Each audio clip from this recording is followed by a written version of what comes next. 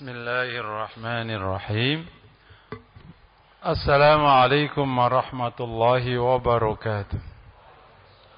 Alhamdulillahi rabbil alamin, al-malikil haqqil mubin, asyhadu an la ilaha illallah wa anna muhammadan abduhu wa rasuluh.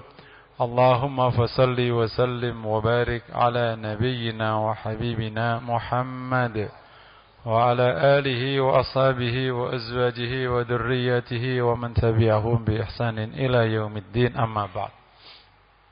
Jamaah yang dirahmati Allah, kita mengucapkan syukur kepada Allah siang hari ini Allah izinkan kita semua untuk hadir di majlis ilmu. Semoga menjadi amal soleh yang diterima Allah Subhanahu wa taala. Kita juga berdoa kepada Allah semoga fadilah-fadilah majlis ilmu Allah limpahkan kepada kita semua, ketenangan, rahmat dan lain sebagainya. Amin ya rabbal alamin. Sebagaimana di layar, kita masih dengan materi tafkir islami, berpikir islami. Kita bahas tema luar biasa pentingnya, memahami konsep kebaikan. Ini menarik. Tema ini dimaksudkan untuk mencapai dua hal. Yang pertama, agar waktu kita punya pandangan yang cukup komplit tentang kebaikan, sehingga kita bisa menginjeksikan, menjalankan kebaikan di setiap event yang kita lalui atau setiap waktu yang lewat kepada kita. Jadi artinya input kebaikannya menjadi sangat variatif karena kita tahu konsepnya. Yang kedua, ini maksudnya membantah gitu persepsi yang muncul di masyarakat yang ditangkap oleh lembaga penelitian. Salah satu penelitinya adalah Lembaga Kajian Strategis dan Pembangunan yang membuat penelitian beberapa kali. Hasilnya hampir sama, bahwa indikator orang baik bagi muslim ya itu 4. Jadi orang muslim yang baik itu indikatornya 4. Sebenarnya itu sejak tahun 2004 indikator ini sampai sekarang dipertahankan. Yang pertama, rajin sholat. Ini nggak bicara jamaah loh ya, sholat aja. Rajin itu maknanya tidak pernah bolong atau jarang bolong. Itu rajin namanya. Yang kedua, sering datang ke pengajian. Sampai-sampai hafal datanya. Pengajian itu 55% datang ke ustadz, 15% ke kiai. Ustadz sama kiai bedanya apa? Ustadz itu muda, modern, kota gitu. Kalau kiai tua, tradisional, kira-kira kayak gitulah. Padahal di beberapa konteks kiai katanya lebih utama daripada ustadz. Bahasa sosial bukan bahasa kualitas. Tapi yang jelas di penelitian itu 15% datang ke kiai, 7% ke habib. Sisanya ada ajengan, ada buya, ada akang, macam-macam lah namanya gitu. Sip ya. Rajin datang ke pengajian, tadi rajin sholat, pengajian, rajin baca Quran. Rajin baca Quran ini tidak sama dengan bisa baca Quran. Karena datanya beda. Jadi orang banyak baca Quran tapi belum tentu benar.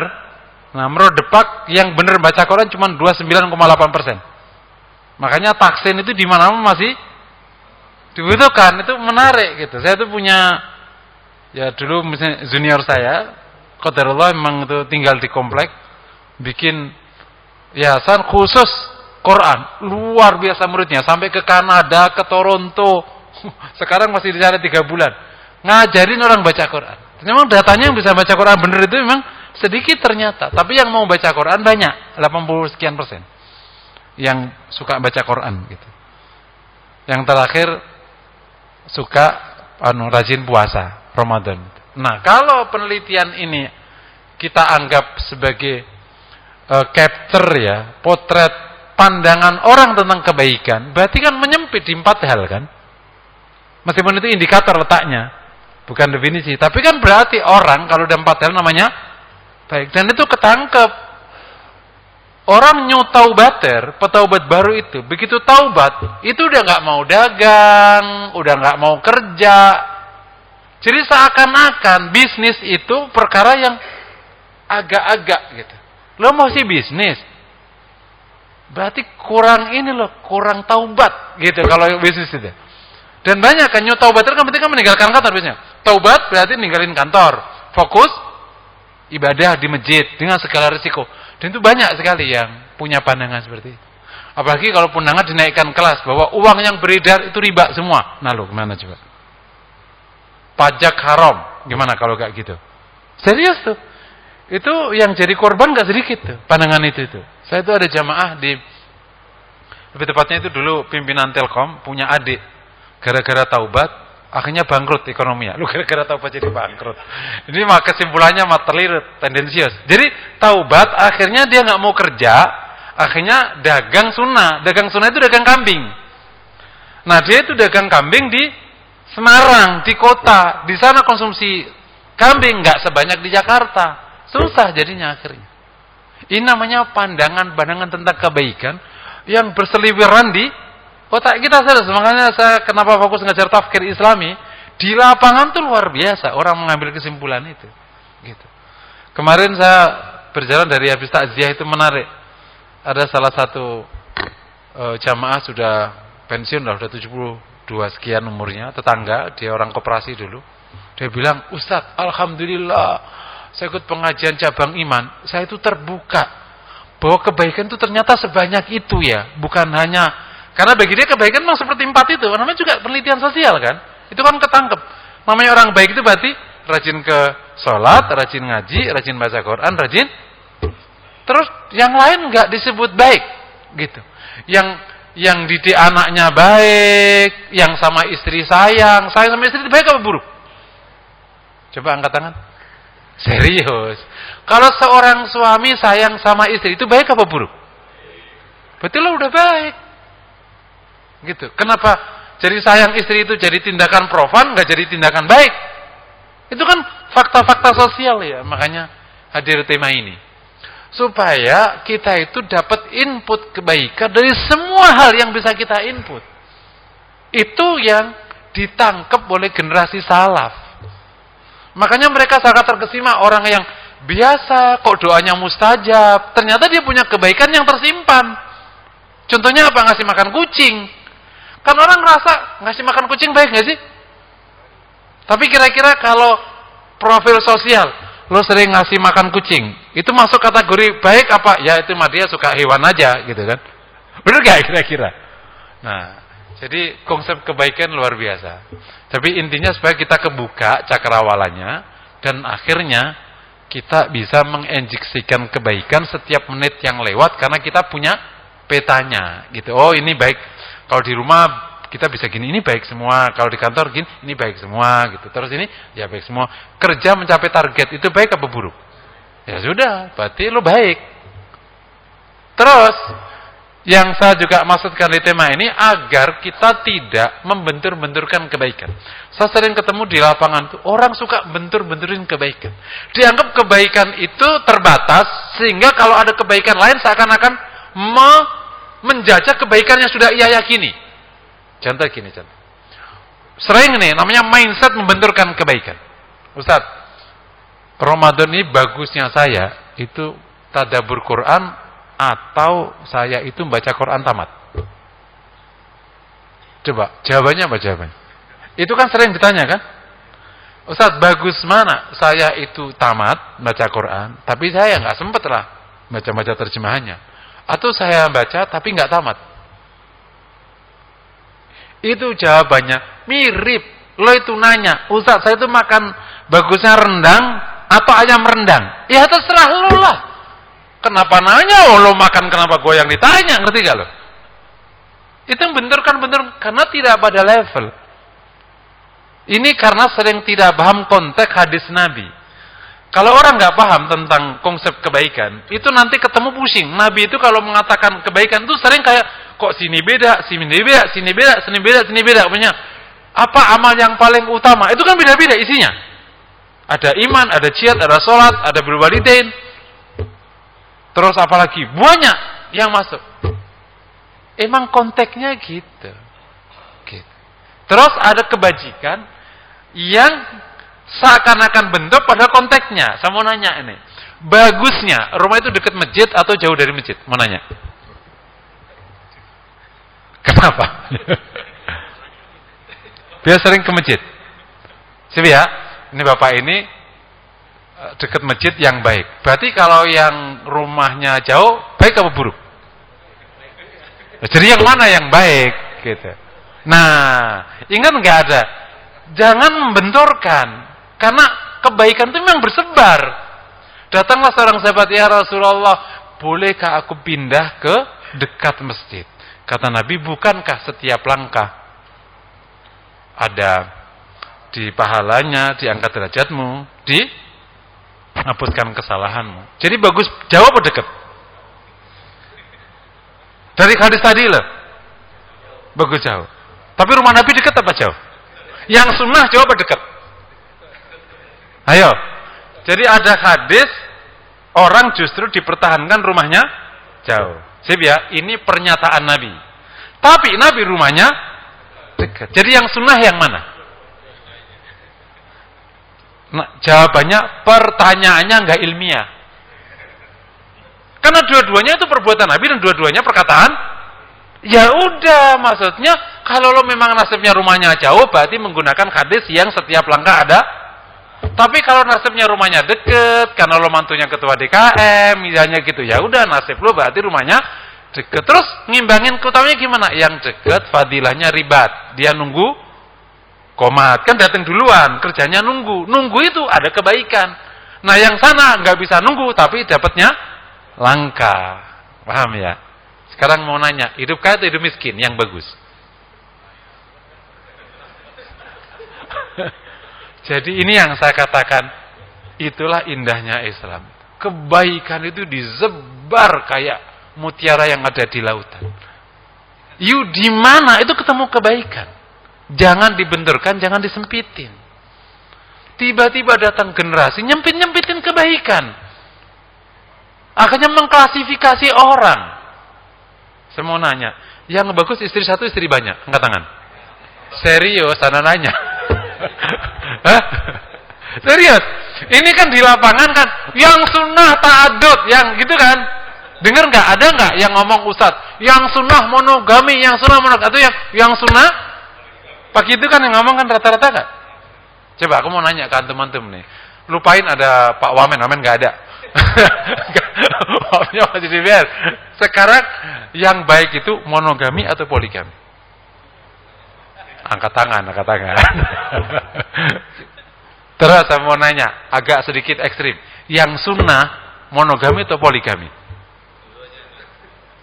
Nah, ini kan saya ingin challenge ungkapan-ungkapan yang membius di masyarakat, yang membangun persepsi sehingga membuat tindakan.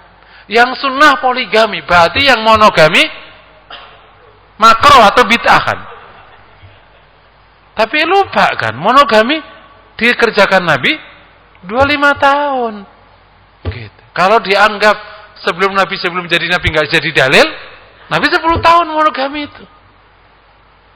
Ini bab-bab kayak gini ini terkadang kita dikoptasi oleh satu persepsi, sehingga kita ternyata saya kok jangan mikir-mikir, kaum muslimin sekarang terjebak juga di post-truth, kebenaran baru, gitu, yang dibangun atas dasar persepsi bukan data.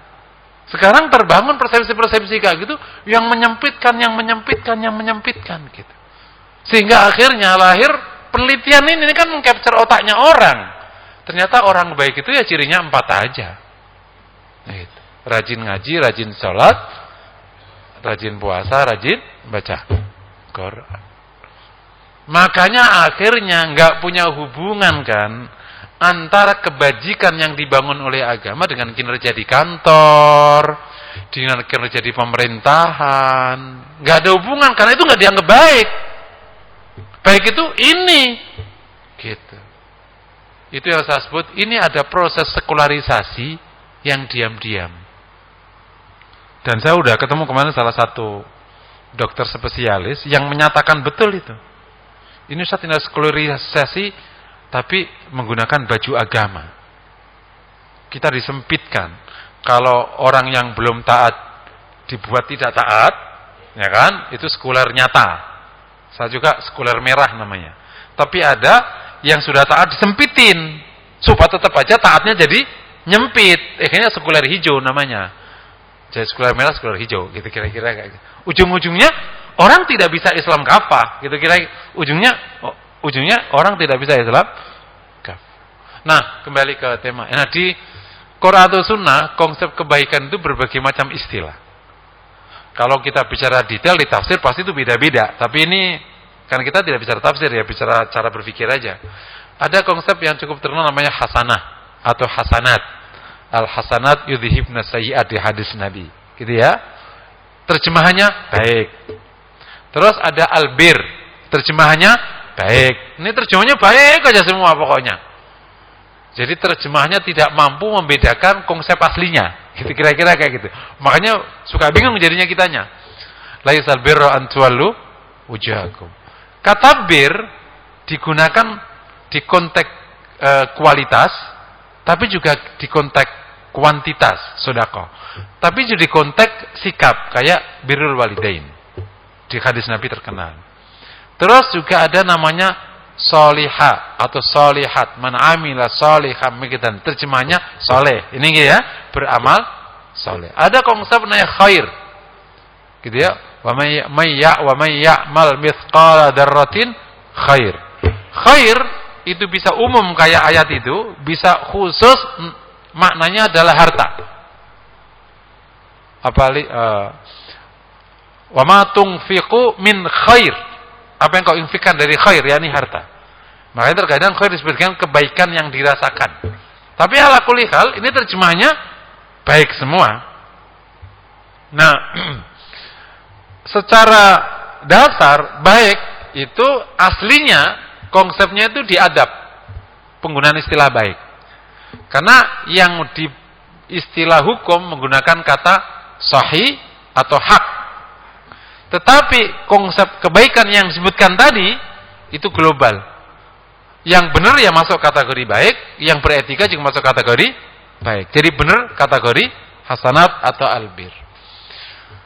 Oleh karena itu, Islam mengajarkan kebaikan itu ranahnya luasnya tak terkira. Pertama, apa saja yang diakui oleh agama sebagai benar berarti itu baik. Sip ya. Kalau perkara kok agama menganggap itu benar berarti baik. Ini berarti bicara dasar hukum. Berarti benar apa salah? Itu berarti semuanya berarti baik.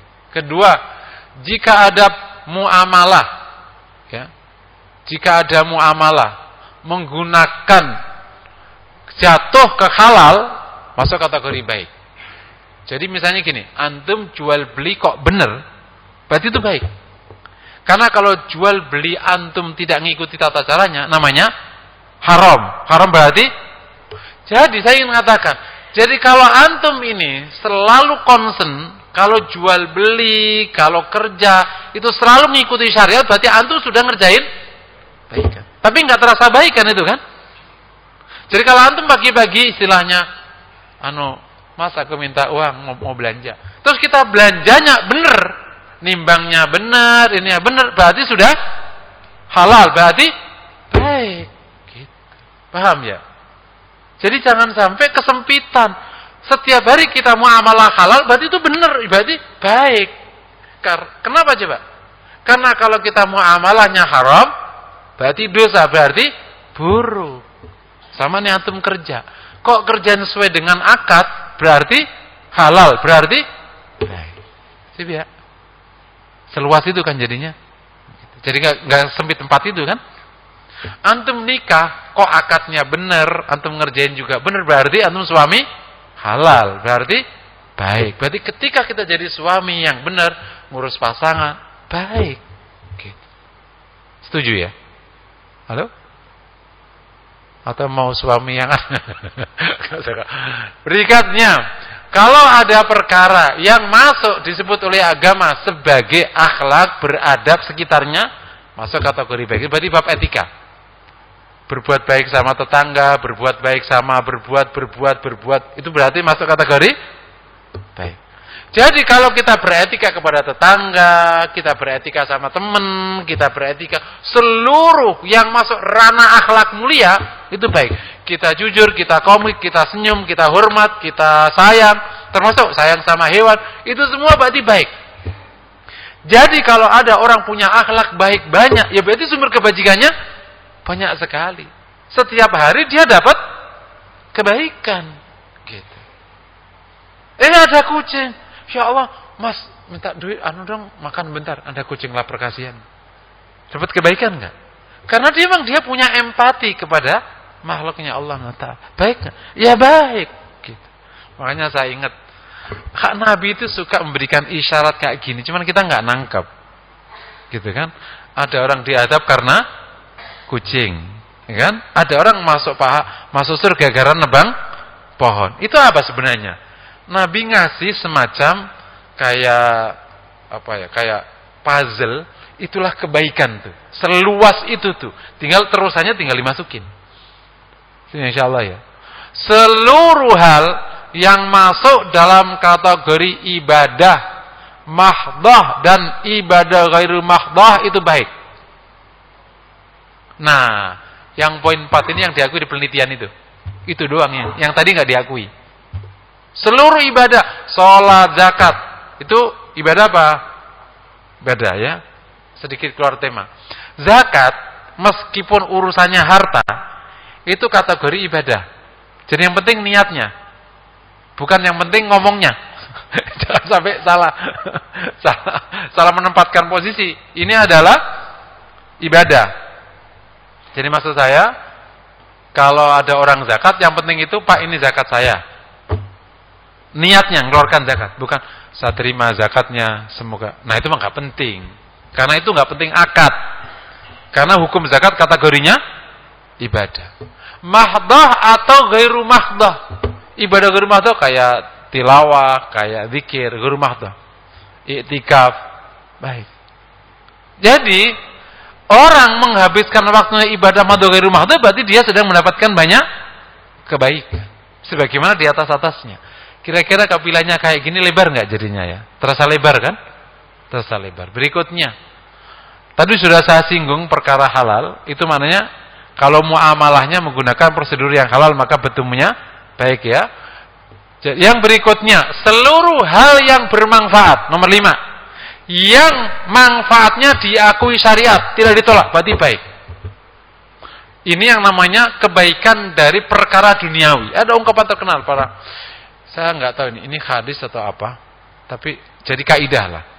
Kam min amalin yura annahu min amalid dunya asbaha min amal akhirah li ajlinia. Betapa banyak perbuatan yang merupakan perbuatan dunia tapi bisa menjadi perbuatan akhirat karena niat. Contohnya orang jalan kaki, ada apa itu? Yang lubang, terus kemudian dia nyari bata, dimasukin di tata-tata, manfaat nggak? Manfaatnya diakui sama orang nggak? Ada janda nggak punya duit, kita kasih duit, manfaatnya diakui syariat apa nggak? Hah? Diakui apa ditolak? Nah ini antum harus tanya. Paham ya? Jadi manfaat itu bisa disebut hasanat kalau diakui oleh syariat. Kalau manfaatnya tidak dari syariat, ya nggak bisa disebut dengan hasanah. Inilah area yang dimaksudkan oleh Nabi, yang oleh Imam Baihaqi dimasukkan di cabang iman terakhir 77. Namanya memberi manfaat pada sesama. Jadi, di kebaikan yang nomor 5 inilah justru masyarakat luas sedang menanti kontribusi Muslim di sini. Yang hari ini masih kecil kontribusinya. Karena kebaikan versi Muslim itu yang nomor 4 doang itu. Yang nomor 5 ini kontribusi manfaat. SDGs itu kebaikan. Jadi kita harus punya kontribusi di SDGs gitu. Karena itu bermanfaat. Jadi kalau kita misalnya mencoba untuk menanam pohon, kita mencoba mengefisienkan air, kita coba membuat penelitian supaya terjadi penurunan pemanasan global, terjadi efisiensi di perusahaan, terjadi itu baik, pahala kalau diakui syariat. Makanya nanti di kaidah usul fikih itu namanya masalih mursalah, kebaikan yang dilepas. Syariat tidak menyebut itu secara konkret, tapi itu oleh masyarakat itu memang baik. Ya udah diterima.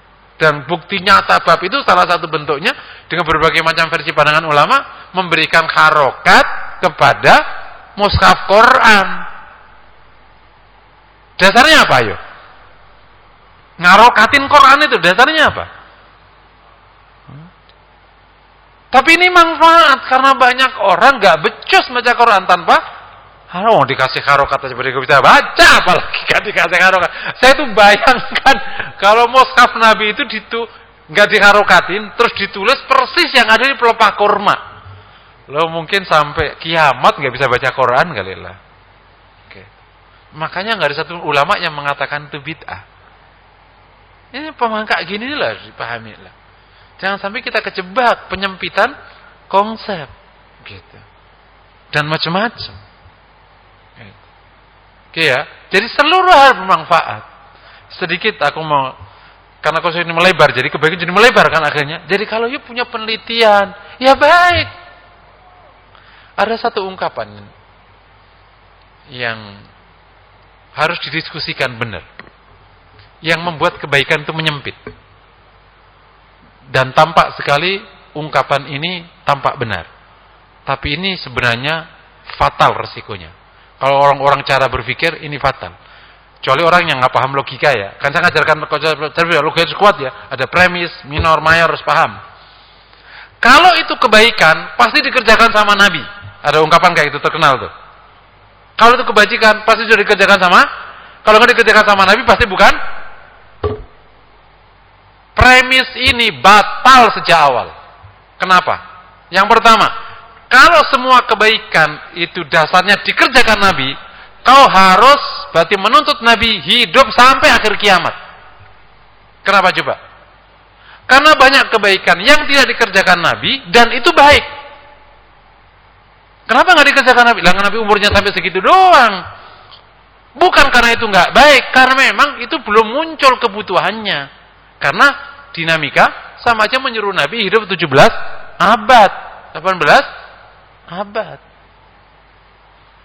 Yang kedua, terlalu banyak kebajikan yang oleh sahabat mulia yang ahli jannah mengerjakan sesuatu yang Nabi nggak mengerjakannya. Padahal dia ahli jannah. Siapa dia? Abu Bakar. Abu Bakar itu merangi orang murtad. Baik apa buruk tuh? Nah, sekarang mau nanya. Nabi ngerjakan apa enggak? Berarti buruk. Coba kalau kita mengatakan perbuatan Abu Bakar menyerang orang murtad buruk. Kira-kira yang buruk mukamu atau muka siapa? Kira-kira. Tapi kan nggak dikerjakan sama Nabi. Makanya premis itu batal karena data ini. Premis itu nggak bisa dipertahankan. Dan itu membuat kesempitan tak terkira. Sekarang lagi Umar ketika membangun kepemerintahan, dia mengadopsi manajemennya Persia. Baik apa buruk? Buruk, karena Nabi nggak mengerjakannya. Coba, kalau kau sebut buruk, berarti kau menentang Umar. Kalau kamu akui Umar, berarti kau menentang Nabi. Makanya nggak begitu cara berpikirnya, bos. Gitu. Jadi yang ditata cara berpikirnya, karena ini ada data yang kontradiksi. Berarti yang benar nggak gitu. Nah, gitu namanya mengetes premis kan nggak gitu. Begitu dibenturkan pakai kesimpulan, nggak ketemu kesimpulannya. Berarti premisnya batal. Premis 1, premis 2 itu standar. Makanya perlu belajar logika. Kalau di dalam ilmu mantik ya. Tasawurnya nggak cocok. Tasawurnya keliru. Itu mirip gini. Mirip contoh. Istriku itu cantik. Dan istriku selingkuh. Maka jangan menikah sama orang cantik. Bener nggak? Yang salah di mana? Coba tanya. Istriku cantik dan istriku berselingkuh. Kesimpulannya jangan menikah sama orang yang salah di letaknya. Kayak gitu-gitu itu sering terjadi di proses berpikir yang seakan-akan benar. Gitu. Itu sama dan banyak kasus. Kadang makanya perlu belajar logika dan cara berpikir begini-begini nih memang gitu. Nabi menikah banyak. Dan Nabi itu adalah menjalankan sunnah. Berarti yang tidak menikah banyak tidak mengikuti Nabi. Setuju nggak? Salahnya di mana? Nabi menikah banyak. Nabi adalah peletak dasar sunnah. Berarti yang tidak nikah banyak tidak mengikuti sunnah. Setuju? Ini ya kak gini antum, makanya nanti kalau ada dapat ilmu itu digitu-gituin, paling gampang aja. Jadi proses pembatalan premis kan standar, pakai penyimpulannya nggak kena, loh kok nggak logik kesimpulannya, berarti premisnya yang keliru. Sesimpel itu cara berpikir. Ya, nomor 5, jadi setiap kebaikan, setiap hal yang bermanfaat dan manfaatnya diakui syariat, itu berarti masuk kategori kebaikan. Kecuali kalau manfaat tidak diakui oleh syariat. Ini kira-kira sumber kebajikan. Antum ngambil dari mana aja silahkan. Ada beberapa catatan yang menarik. Yang pertama, kebajikan-kebajikan dari macam sumber tadi itu tidak pada posisi untuk dibenturkan. Karena konsep Islam ini tidak membenturkan kebajikan dengan kebajikan yang lain. Contoh gini, bagus mana aku sholat sama kerja bener, yang gak usah ditanya kayak gitu, itu namanya benturin. Ustadz, aku bagus mana? Aku tuh rajin sholat atau rajin kerja? Bagusnya lo ngaca. Jawabannya gitu. Masa dibenturin? Dan ini sering jamaah itu nanya kayak gini ini. Ustadz, bagus mana pensiun ini? Aku ibadah terus atau aku itu kalau pagi jalan pagi? Lo nanya lempar lah gitu kan. Ya, kebaikan-kebaikan yang bersumber dari berbagai macam yang berbeda, mohon tidak dibenturkan. Karena kebaikan itu punya posisinya masing-masing. Oke ya, yang pertama. Yang kedua, kalau ada hadis yang terasa kayak membandingkan, maka ingatlah di konteks mana Rasul menyebutkan. Nanti kita akan temu ternyata yang seakan-akan kayak diutamakan atas yang lain itu konteksnya karena konteks tertentu, jadi paling utama di konteks ini. Dan nanti di konteks yang lain paling utama di konteks. Jadi kepada hadis yang terasa kayak ada pengunggulan satu dengan yang lain, itu tidak boleh dianggap berarti yang lain sama sekali tidak perlu disebutkan. Karena ada kondisi di mana yang lain yang harus disebutkan itu tetap perlu. Ketika kita ketemu hadis yang paling utama itu kan mentalnya di birrul walidain ya. Sebutnya 4. Iman, jihad, sholat, dan birrul walidain ya. Pertanyaan, sayang sama istri utama enggak? Nah, itu yang saya suka nyebut. Jadi, ada kebajikan yang Rasul menggunakan kata khairiyah. Baik, lebih utama. Tapi ada kebajikan yang Rasul menggunakan pahalanya banyak, pahalanya apa? Itu pertanyaan, ini serius dari jamaah ibu-ibu. Yang utama itu, Ustaz, wanita sholat di rumahnya atau sholat berjamaah di masjid? Serius ini pertanyaan. Kalau mindsetmu membenturkan, pertanyaannya akan sampai kiamat gak ketemu jawabannya. Karena kalau menggunakan kata khair, itu sholat di rumahnya. Khairus sholatil mar'ati fi qa'ri baitiha. Tapi kalau menggunakan pendekatan jumlah pahala, sebaik-baik sholat adalah sholat berjamaah. Dan faktanya Aisyah berjamaah. Sekarang kita bertanya, Aisyah meninggalkan sholat paling utama demi jamaah atau sebenarnya tidak begitu cara berpikirnya? Paham? Jadi kalau ada terasa hadis sama benturan, itu bukan benturan, otakmu yang benturan, bro. Gitu. Ini yang disebut kalau nanti kita belajar berpikir, banyak case normal, tapi karena otak lo agak, makanya bentur itu mirip gini. Kenapa aku melihat orang yang pakai baju berbeda dengan saya itu kok mengancam? Karena otak lo tak seragam. Otak orde baru, bukan orde baru mah. Bapak nih kalau misalnya nih kan bapak nih kan kalau hari ini kan pakai biru, terus ada yang nggak pakai biru, dianggap berbeda atau dianggap biasa? Berbeda, karena Anda sudah dibuat harus seragam. Tapi kalau orang yang berbeda seragam tadi tak masukkan ke sekolah alam, dia keren nggak? Ya udah, emang konsepnya memang dibuat variasi. Jadi kalau engkau melihat ada hadis benturan, kata Daruqutni, itu bukan karena benturan, tak lo benturan. Makanya Daruqutni sini, kalau ada ketemu hadis berbenturan, sini tak kasih aku sini, nanti tak jadiin satu. Itu strategi ilmu hadis. Kalau kau ketemu hadis, sama-sama sahih kok benturan, kau ngerasa itu benturan, itu bukan benturan, sini kasih kalau. Nanti tak kasih, tanya, itu enggak benturan. Itu sama kasus nih. Jadi jawabannya gimana? Jawabannya gini Bu, ibu sukanya sholat di mana? Nah itu berarti gitu. Kalau ibu suka di rumah ya sudah, berarti sebaik-baik sholat di rumah. Tapi Bu mau nanya, kalau ibu sholat di rumah, itu kalau ke mall di rumah atau keluar Bu?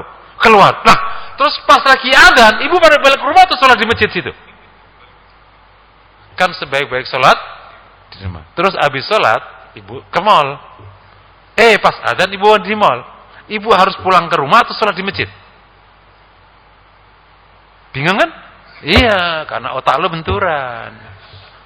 Jadi kalau dia pegangan sebaik-baik rumah, karena ini ada banyak wanita yang ngotot tuh kayak gitu itu. Adzan aja kalau sholat di masjid. Jadi penyempitan pemahaman terjadi masif. Dan korbannya itu awamun nas, nyutau bater korbannya. Tobat-tobat itu. Dan adzan di masjid, itu nggak usah pulang ke rumah. Karena sebaik-baik sholat di rumah. Nah sekarang ibu, sekarang adzan di mall. Ibu kalau pulang nggak kecukup waktunya. Terus habis sholat di masjid apa enggak? Makanya jangan gitu memahaminya. Jadi gimana enaknya? Kalau pas di rumah sholatnya sebaik-baik di rumah. Ternyata kita ke masjid berarti kita dapat ini sebaik-baik. Itu loh kayak tadi. Enak rumah jauh atau rumah dekat. Tergantung engkau. Kalau kamu menjadi mantunya ketua DKM yang bagus, yang dekat. Gitu aja simpel itu. Jadi agama memang kayak gitu. Saya tuh pelajari agama menggunakan pendekatan ilmu lain ya. Itu luar biasa.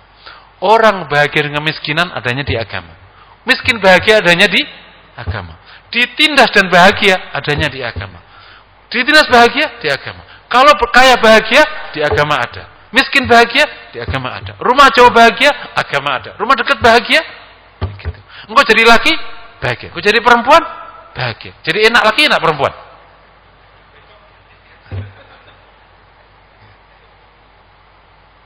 Makanya kalau melihat hadis keutamaan, kemarin itu saya ngajar Sahih Bukhari. Keutamaan hidup fakir. Ini kalau aku bahas pusing nih orang-orang. Karena anaknya masih muda-muda, nggak ngerti konsepnya. Tapi akhirnya kasih pengantar lah. Kalau melihat keutamaan orang fakir, berarti kan kau jadi orang fakir kan? Tapi sahabat Abu Bakar fakir apa enggak? Jadi letak hadis itu di mana letaknya? Kenapa Nabi memberikan pernyataan tentang utamanya hidup fakir, tapi sahabatnya, mantunya kaya? Tahu cara berpikirnya? Kalau kau jadi pemimpin, orang kaya nggak usah di alam, udah kaya. Gitu. Yang dikasih penguatan yang miskin. Emang itu cara berpikir. Orang miskin makanya jangan miskin ya semakin susah dialah. Wah, gak ada orang mau miskin. Tapi alhamdulillah ternyata miskin itu utama. Alhamdulillah seneng dia. Tapi kira-kira kalau kaya dilarang Nabi enggak? Contohnya apa? Itu Abu Bakar kaya, enggak dilarang sama Nabi. Jadi antara tindakan sama nyata memang harus digabung-gabungkan. Nah, begitu kita enggak memahami proses ini, akhirnya bentur kemana-mana. Kan Nabi sering misalnya menyebutkan, banyaklah kalau di hadis tuh. Makanya perlu jamur riwayat dan macam-macam kayak gitu. Jadi kedua, kalau ada kejadian kayak gitu, itu konteksnya harus dipahami supaya tidak hilang satu dengan lain. Karena Nabi menggunakan berbagai macam istilah, ada khair, ada afdal, ada ini, tapi juga terkadang menggunakan pendekatannya pahala yang banyak, terkadang menggunakan Allah suka, Allah lebih cintai. Ini konsep semua beredar di sini. Dan antara satu sama yang lain gak usah dibenturin. Ya udah nasibmu di mana, berbuat baik aja, nanti ketemunya kemana-mana. Gitu. Semangat saya ngasihnya. Luar biasa. Udah sampai sini dulu lah. Udah jam 1. Ntar tidak baik. Ini hanya sangat simpel. Silakan nanti dikembangin. Ini pesan utamanya 2 tadi. Agar kita paham kebaikan itu luasnya kayak gitu, silakan nginput dari sudut mana kau bisa. Yang kedua, supaya kita jangan sampai terjebak di penyempitan kebaikan, sehingga akhirnya kalau itu nggak kita kerjakan seakan-akan kita nggak berbuat baik. Ya udah, bisanya apa? Input kebaikan sebanyak-banyaknya. Qul qouli hadza. Assalamualaikum warahmatullahi wabarakatuh.